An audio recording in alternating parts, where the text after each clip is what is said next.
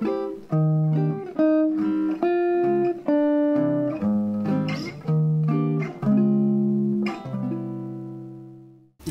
and welcome to Jazz Guitar Lessons Berlin. My name is Tina Jeckel. There's an episode every Monday and there's a website where you can find all the lessons I did so far, and you can find all the downloads, and you can also find where I'm giving private lessons. I found a room in Moabit where you can come and get some private lessons. You all find it at my website. So today I'm going to talk about my warm-up routine. So when I start practicing, I really like to start practicing with listening to music. So I chose 2 songs in the past weeks that I listened to all the time, and one song was Bewitched, Be Bothered and Bewildered from Brad Mehldau. It's on his record The Art of the Trio, Volume 3.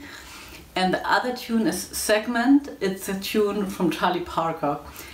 And so I start my practice routine and put on those 2 tunes. I listen to the first one 10 minutes and then I listen to the other one 10 minutes. Of course you can also listen only to 1 tune or 2 more tunes, but I think 2 tunes is the maximum. 1 tune would be fine as well. And I just sit down, put on my headphones and really try to listen to the music and to get into a concentrated state. And I think that's a really good preparation to play guitar in a way that you're aware of the notes that you're playing and that you can make some music even while you're practicing.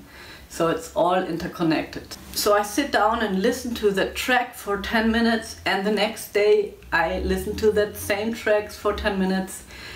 And when I know that track pretty well, I start to sing along, and then I try to play along. I try to play along the melody, or I try to play along the bass or parts of the solo. And if it's too hard to catch the phrase by ear, I use an advice. It's called AnyTune. It's an application, and you can loop certain parts of a solo. If it's too hard, I would loop a part of the song, and then you can also reduce the speed, and that will help a lot to find out what is going on in that tune. And what I also find is most of the time after 9 minutes or 10 minutes I really don't hear anything new anymore. It's like my ears are full and I can't concentrate so well anymore, and I think, oh, maybe I will never find out what they're going to play there or what is happening on that recording.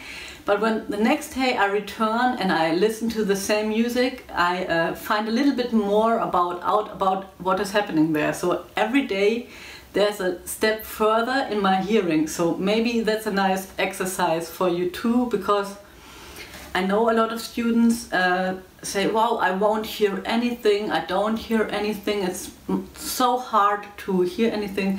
And it's true, but I think it's so essential to making music, to hear what people are playing, and to get away from books and sheets and just sit down and play.